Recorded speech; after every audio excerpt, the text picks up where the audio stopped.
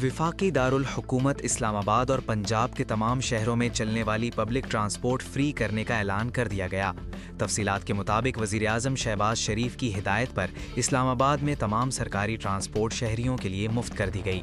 समाजी राब्ते की site x पर वज़ीर दाखिला मोहसिन नकवी ने बताया कि मुफ्त ट्रांसपोर्ट की सहूलत का आगाज़ कल से होगा। ये सहूलत अगले 30 दिन तक बरकरार रहेगी।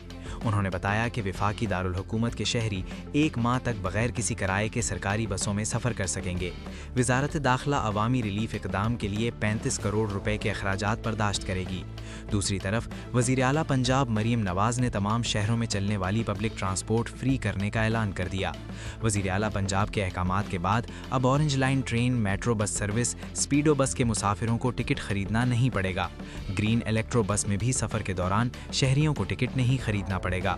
वज़ीर आला पंजाब मरीम नवाज़ ने काश्तकारों को फ़ी एकड़ 1 लीटर डीजल पर 100 रुपये सब्सिडी देने का ऐलान भी किया है। मरीम नवाज़ का कहना था, मुश्किल हालात में आवाम को तनहा नहीं छोड़ेंगे। गैर मामूली हालात में शहरी ज़ाती सवारी के बजाय पब्लिक ट्रांसपोर्ट इस्तेमाल करें। याद रहे कि गुज़श्ता रोज़ वफाकी हुकूमत ने पेट्रोल की कीमत में 137 रुपये 24 पैसे और डीजल की कीमत में 184 रुपये 49 पैसे का इजाफा किया था।